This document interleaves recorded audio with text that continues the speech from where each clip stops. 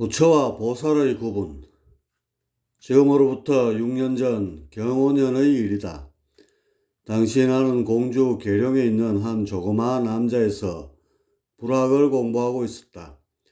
이곳은 마을 입구에서 조그마한 동산을 지나 올라가다 보면 산모퉁이에 위치한 대단히 허술하고 초라한 암자였다. 그런데 내가 이곳을 찾게 된 것은 이보다 1년 전인 기사년 여름경이었다.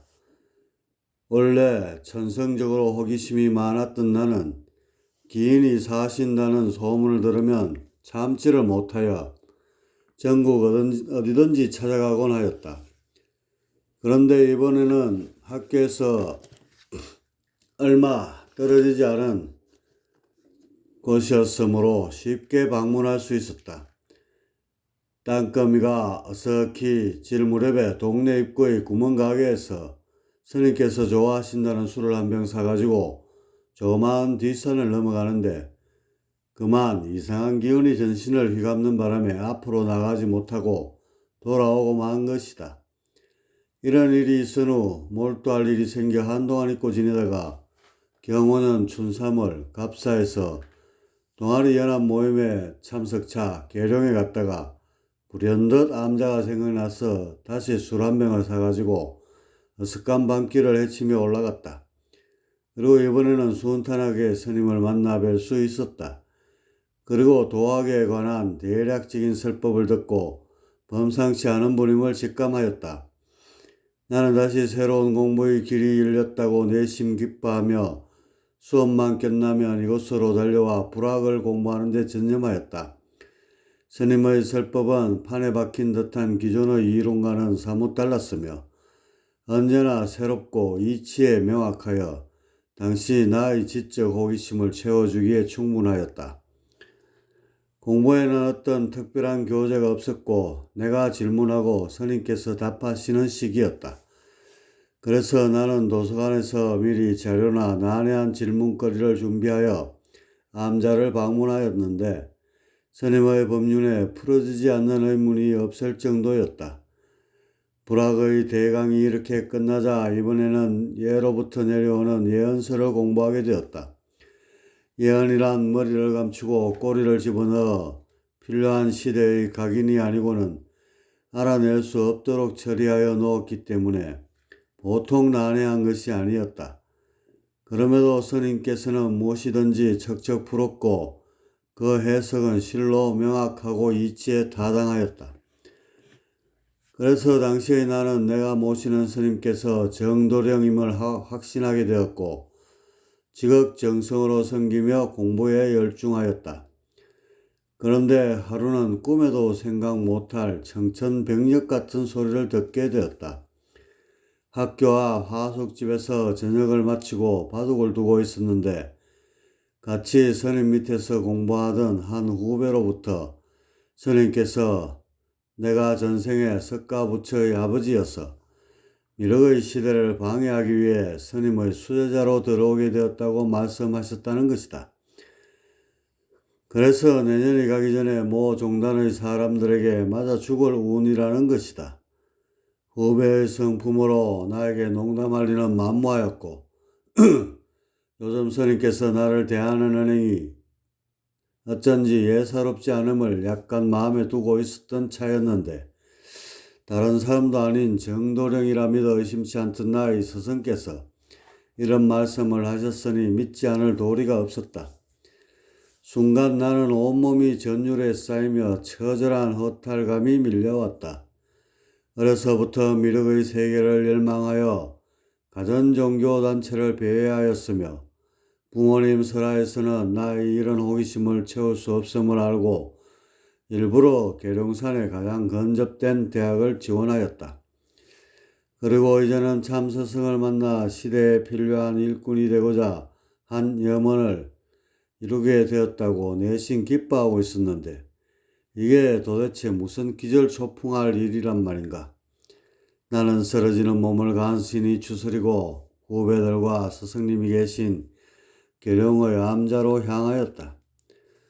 한밤중이 돼서야 암자에 도착하였는데 문에 들어서자마자 나는 미륵불과 당금 성조님과 예수님을 모셔놓은 법당에 먼저 들어가 무릎 꿇고 머리를 조아렸다. 아니, 가눌길 없는 처절한 허탈감에 쓰러진 것이었다.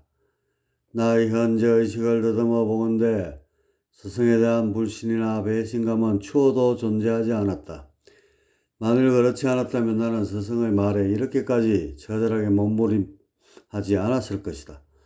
현재의 의식이 어떻든 전생의 업이 쌓인 잠재의식에 의하여 앞으로 미래의 시대를 되돌리려 한다는 짓을 하다가 맞아 죽게 된다는 것이다. 이것은 곧 내가 세상에서 가장 쓸모없고 무가치하게 여기던 바였다. 그런데 그런 사람이 다른 사람도 아닌 나라고 하니 그 처절한 허탈감은 이루 헤아릴 수 없는 것이었다. 나는 대자대비하신 관세음보살님을 무조건 반복해서 찾으며 나의 업장을 소멸시켜 달라고 간절히 기원하였다. 그러나 아무리 찾아도 나의 찢겨진 마음은 다시 메워지지 않았으며 결국 몸도 마음도 더 이상은 지탱할 수 없을 지경에 이르렀다. 그때 불현듯 2000년 전에 자신이 십자가에 못 박혀 비참히 죽을 운수를 알고 피할 길을 모색하던 예수님이 떠올랐다. 결국 예수께서는 나의 뜻대로 하지 마옵시고 아버지의 뜻대로 하옵소서라고 기도드리며 하늘의 뜻대로 따를 것임을 결심하시었다. 그로 예수께서는 처절히 고통받으며 죽으셨고 그 죽음은 역사상 길이 남을 의롭고 숭고한 죽음으로 진리가 되어 우리의 가슴 속에 살아있다. 그러나 나의 예정된 죽음은 진리를 거부하다 죽는 사사롭고 몰개아치한 죽음이 아닐 수 없다. 어려운 죽음도 복된 사람이나 할 수 있는 것이라 생각하고 나는 그래도 나 하늘의 뜻대로 따를 것임을 간절히 기원하였다. 나의 의롭지 못한 죽음이 세상에 나와 같은 모든 이들의 경계가 되어 미래의 시대를 이룩함에 일말의 도움이 된다면 이 또한 가치 있는 것이라 여기고 하늘의 뜻대로 따를 것임을 거듭 다짐하였다. 그러자 이제서야 처절함에 가눌 길 없던 마음이 한결 편해지며 몸에 생기가 돋기 시작하였다. 나는 본능적으로 허리를 꼿꼿이 펴고 과부자를 털고 앉았다. 그리고 대자대비하신 관세음보살님을 빠른 속도로 반복해서 찾으면서 나의 업장을 소멸하여 필요한 일꾼이 되게 하시든지 아니면 역천의 본보기로 삼아 만인의 경계로 삼든지 천의에 따를 것을 재삼 결심하였다. 그러다가 얼마가 지나지 않아서 갑자기 음성이 들려왔다. 나를 따라오라. 넌 어머니의 음성과도 같은 편안하고 다소곳한 소리였다. 그 소리를 따라 나의 의식은 끝을 알 수 없는 밑으로 빨려 내려갔다. 내려가면 갈수록 숨통이 꽉 조여오는 답답함이 느껴졌다. 그러다가 어느 시점에서 멈추었고 다시 음성이 나지막히 들려왔다. 지옥을 보아라 는 소리였다. 그러자 이내 편안했던 마음은 온데간데 없이 사라졌다. 그리고 나의 존재에 대한 강한 집착이 일어났고 비굴하고 처참한 운명 앞에 놓여 괴로워하는 나 조금 전의 모습으로 되돌아왔다. 가슴이 찢어질 듯 고통스러웠으며 모든 세상을 다 없애고 버리고픈 노여움에 더욱 처참히 무너져 내렸다. 더 이상은 견딜 수 없는 지경이어서 물불을 안 가리고 살려달라고 외쳤다. 그러자 숨은 가눌 정도로 마음이 조금 안정되더니 또다시 음성이 들려왔다. 나를 따라오라. 는 음성을 쫓아 이번에는 끝을 알 수 없는 높고 높은 데로 한없이 올라갔다. 얼마를 올라가다가 멈추었고 이제 극락이 보이느냐 하는 너무나도 따뜻하여 온몸이 짜릿한 음성이 들려왔다. 그러자 이내 이루 헤아릴 수 없는 편안함과 즐거움에 쌓여 황홀하기 거지 없었다. 이곳은 나에 대한 집착이 거의 없어 내가 처참한 상황에 놓였다는 사실에는 조금의 신경도 쓰이지 않았으며 그저 편안하고 즐거울 따름이었다. 이렇게 모처럼의 편안함에 쉴 새도 없이 나를 따라오라는 음성이 들렸고 나는 더 높은 곳으로 빨리 올라갔다. 얼마를 올라가다가 멈추자. 여기서부터는 내 힘으로 올라가야지 라는 음성이 들렸고 나는 부지불식간에 관음 주문 대신 나무 청정법신 비로자나 불을 빠른 속도로 암송하였다. 얼마가 지나자 주문 소리는 입에서 더 이상 나오지 않았고 그 어떤 생각도 일어나지 않았다. 그저 그렇게 있을 뿐이었다. 이때 다시 음성이 들려왔다. 얘야, 이제는 꿈에서 깨어나야지. 어서 깨어나거라. 깨어나라. 깨어나라. 하는 것이었다. 그러자 갑자기 아득히 오랜 세월이 느껴졌다. 수천 년 전에 당금 성조께서 생존해 계실 적의 나의 모습에서부터 백여 년에서 몇백 년을 사이에 두고 윤회하며 존속해온 과정이 쏜살같이 빠른 속도로 스쳐 지나갔다. 그 오래고 오랜 세월과 맺혔던 한이 가슴 저변에서부터 밀려왔고 한탄과 목매임에 흐르는 눈물을 가눌 수가 없었다. 그리고 처절한 운명 앞에서 비통에 젖어 있는 지금의 나로 돌아왔다. 그러더니 기적이 일어난 것이다. 내가 갑자기 없어진 것이다. 하는 약간의 놀람과 연이어 내가 김공공으로 꿈을 꾸고 있었구나 하는 의식이 있었고 이내 모든 것이 사라져버렸다. 그 어떤 것도 이곳에는 존재하지 않았다. 부처도 진리도 선도 악도 없이 일체 재물이 소멸된 것이었다. 그리고는 아무 기억도 나지 않았다. 그러다가 또다시 음성이 들려왔다. 이번에는 전과 같이 부드럽고 따뜻한 음성이 아니라 좀 자극적이었다. 즉, 할 일이 있으니 돌아가야지 하는 것이었다. 의식이 사라졌던 나는 이 자극적 음성에 약간의 동요는 잃었으나 아랑곳하지 않고 다시 의식이 사라졌다. 그러자 이번에는 더 크고 자극적인 소리로 원을 세우라, 원을 세우라, 원을 세우라 하는 것이었다. 그러자 없어졌던 의식이 다시 살아나면서 나는 부지불식간에 세상의 중생들이 업장으로 인하여 고통받고 또한 업장으로 인하여 덕도하기 지난한 바 모든 중생들의 업을 소멸하기 전에는 다시는 이곳에 들어오지 않겠습니다 하고 원을 세우고 말았다. 그러자마자 김공공의 의식으로 다시 돌아오게 되었다. 나는 내가 아님을 알게 되었다. 즉 현재 의식하고 있는 내가 진짜 내가 아닌 꿈속의 환유임을 깨달은 것이다. 진짜 나는 영원하며 불변하며 자존한다는 것을 깨달은 바 나에게는 이미 생로병사가 없어진 것이다. 영생을 얻은 무한한 법열에 휩싸여 법당을 낳았고 한가롭고 평화로운 모습으로 스님께 절을 올렸다. 스님은 이런 나의 모습을 보고는 혹시 소식 들은 거 아니냐고 물어보았고 나는 평화로운 모습으로 답례하였다. 그러자 스님께서는 파장을 이용하여 확인하여 보더니 나는 28살에 들었는데 너는 20살에 들었으니 나보다 앞서가는구먼 하시며 껄껄 웃으셨다. 그리고는 진효라는 법명을 내려주시고는 이내 잠을 청하셨다. 나의 전생 이야기는 스님께서 꾸며낸 것이었다. 당시 스님께서는 예언을 해석함에 있어서 중요한 몇몇 비결을 나의 힘을 빌려야 했고 다른 사상을 논함에 있어서도 나날이 발전하는 나의 견식에 약간의 경계심을 갖게 되었다.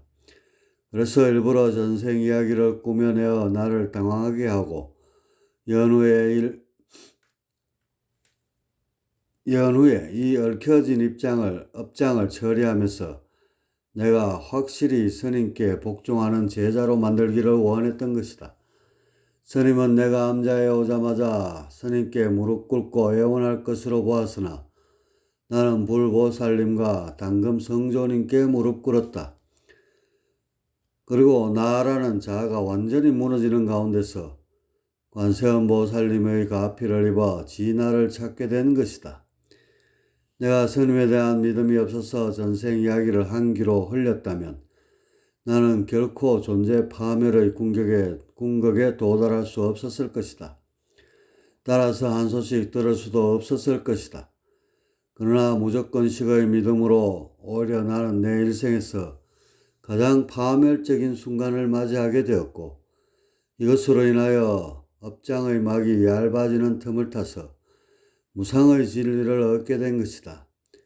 비록 타락에 의한 견성이었지만 어쨌든 불민한 중생으로서 십천의 진리를 한번 본 것만으로도 나에게는 감지덕지한 일이 아닐 수 없었다. 견성을 하고 나니 앞의 시대가 조금씩 보이기 시작하였고 도래하는 시운이 모든 사람들이 생각하는 절대적 존재가 출세하는 세상이 아님을 알았다. 또한 스님께서 정도령과 미륵불을 자처하는 것이 큰 모순임을 알게 되었고 이 점에 대하여 나의 견해를 충분히 밝히었다. 그러자 스님의 하느님병은 오히려 나날이 더해갔고 결국 정신 이상으로 악화되어 암자를 떠나 세상을 떠도는 신세가 되고 말았다. 스승의 이런 모습을 방관한다는 것은 안타까운 일이었으나 나에게는 역부족이 아닐 수 없었다. 나는 당시 하느님병이 얼마나 무서운 병이며 인류에 해독을 끼칠 것인지를 실감하게 되었다. 이렇게 보잘것없는 나의 이야기를 장황하게 늘어놓는 것은 견성과 성불 그리고 보살과 부처에 대한 이해를 위해서는 불가피하기 때문이다. 우리는 흔히 절에 가면 부처님과 보살님들께 소원을 비는데 부처님께 비는 것은 아무런 효험이 없음을 알아야 한다. 부처님께서는 중생에 대한 자비심이 추호도 존재하지 않기 때문이다. 내가 이렇게 말하면 부처님을 모욕한다고 생각할지 모르나 나 또한 부처님을 섬기는 한 사람으로서 있는 그대로의 사실을 얘기했을 뿐이다. 앞에서 언급하였듯이 가령 여러분이 꿈을 꾸었다고 하자.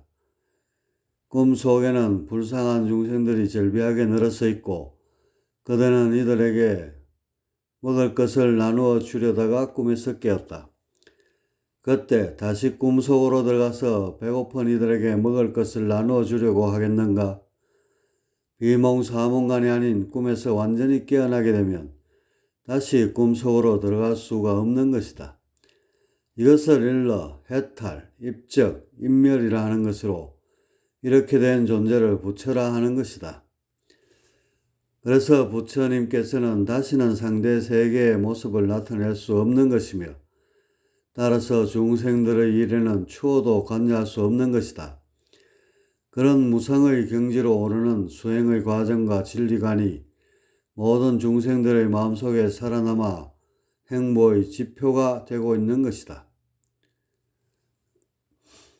그러나 아무리 꿈속의 세계를 하여도 환유임을 모르는 중생들은 자신과 외계의 모든 것을 신류로 믿고 있는 바 이들이 방황하고 고통스러워하는 것은 각자의 자비심을 불러오기에 충분한 것이다. 그래서 해탈의 순간 중생 구제에 대한 한 가닥의 염원을 버리지 못하여 완전히 십천으로 오르지 못하고 구천에 거하게 되는데 이것이 보살이다. 이 보살은 한결같이 원력을 지니고 있다. 내가 견성하였을 때도 관세음보살님께서 원을 세우게끔 하여 다시 상대거로 돌아올 수 있었던 것이다. 만일 원을 세우지 않았다면 그 자리에서 의식이 영원히 사라져 깨어나지 못하였을 것이다. 나의 경우는 중생구조를 위한 보살의 지극한 자비심에서의 원력이 아닌 단지 다시 상대 세계로 돌아오기 위한 인과의 건을 마련하기 위한 것이었다. 여하튼 보살과 원력은 불가분의 관계로서 서방 정토의 원력을 지닌 아미타불도 모든 중생들의 병을 치유하겠다는 원력을 지닌 약사열애불도 엄밀히 말하면 부처가 아닌 보살인 것이다. 석가 부처님과 같이 추어의 원력도 없는 경우가 부처이지 일말의 원력이라도 지니고 있으면 보살인 것이다. 그런즉 구복신앙을 하려거든 부처님을 찾지 말고 각종 보살님을 찾아 간절히 그 기원드려야 한다. 보살님들은 부처님과는 달리 우리의 곁에 살아 계시기 때문이다. 그리고 세간에는 견성과 성불을 아직도 구분하지 못하고 있는 실정이다. 특히 견성과 성불을 동일한 것으로 보기도 하고 구분한다 하여도 제대로 경계짓지 못하고 있다. 견성과 성불 모두 십천의 절대체인 태일, 진리, 본성, 열반을 깨달았다는 측면에서는 동일한 것이지만 여기에는 또 다른 큰 차이가 있다. 만일 견성을 한 자가 임의로 열반에 들어갈 수 있다면 이는 견성적 성불일 것이다. 그러나 견성을 하였다고 마음대로 다시 열반에 복귀할 수 있는 것은 아니다. 눈을 한번 떴다가 감은 상태가 견성으로 진리는 확연히 깨달았으나 자체가 진리화된 것은 아닌 것이다. 견성은 비로소 중생의 상태에서 벗어난 것으로 이제 겨우 성불을 위한 시작에 돌입한 것이다. 세간에는 도노점수와 점수도노의 순서를 가지고 몇백 년 전부터 논란을 벌이고 있는데 지극히 한심한 노릇이다. 견성을 기준으로 하였을 때는 견성하지 않은 상태에서는 몇십 년을 수련하였건 단 며칠을 하였건 다 같은 꿈속의 중생인 바 도를 논할 바가 못 되는 것이다. 이런 점에서 도노, 즉 견성을 한 후에야 비로소 도의 시작인 바 이후에 점수로서 성불로 나아가는 것이다. 그러나 기준을 도노를 이루기 위한 과정에 맞추게 되면 가만히 앉아 견성이 이루어지는 것이 아닌 바 꾸준한 노력을 기울여야 하고 이것을 바탕으로 도노를 기대할 수 있는 바 이를 점수 도노라 하는 것이다. 이렇게 도노 점수와 점수 도노는 기준을 어디에 두느냐에 따라 구분되는 것으로 다 같이 올바른 수행을 가르치고자 함인즉 논란을 벌일 하등의 대상이 못 되는 것이다. 여하튼 견성을 하여도 임의로 열반에 들어갈 수 없는 것이다. 그런데 흔히 견성을 하고 보살의 경지에 올라도 성불이라 표현한다. 여기서 성불이란 진리화되었다는 뜻이지 십천에만 거하는 부처가 되었다는 뜻이 아니다. 진리의 십천을 자유로이 왕래할 수 있게 되었다는 뜻인 바 구천의 보살의 경지에 오른 것이다. 석가 부처님께서 생전에 덕도하셨을 때의 경지가 바로 이 보살의 경지인 것이다. 열반을 임의로 오고 가고 하셨지만 육체의 건이 아직은 남아있기 때문에 이것이 소멸되지 않는 한 열반으로 완전히 해탈할 수는 없었던 것이다. 그래서 임종과 동시에 모든 인연이 소멸되며 해탈하시게 된 것이며 다시는 상대 세계에 관여할 수 없게 되신 것이다. 이것을 입적, 인멸, 해탈이라 하는 것이다. 요즘은 덕도하지 못한 성녀들이 돌아가셔도 이렇게 부르는데 이런 용어는 도의 세계에서는 신중하게 가려서야 하는 것이다. 여하튼 부처와 보살, 견성과 성불을 마땅히 구분해야 하며 이것이 불교 사상을 이해하는 근간임을 알아야 할 것이다. 무극, 태극, 수감은 도통, 천지, 무형외, 사입, 진기, 교별리,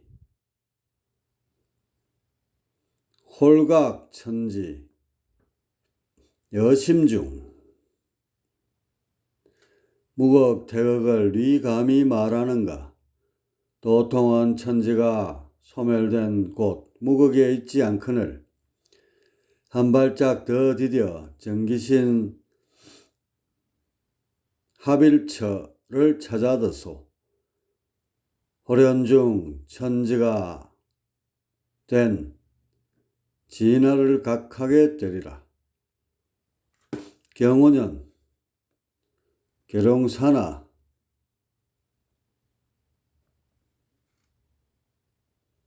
문의를 하며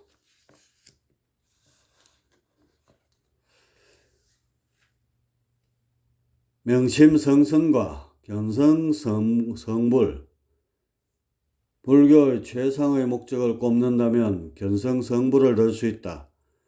그런데 이것은 앞에서 누누이 언급했듯이 영적 진화의 궁극에 달한 몇 명의 위대한 영혼들에게만 국한되는 것으로 일반 중생들이 한 번의 생에서 이루기에는 너무나도 어렵다.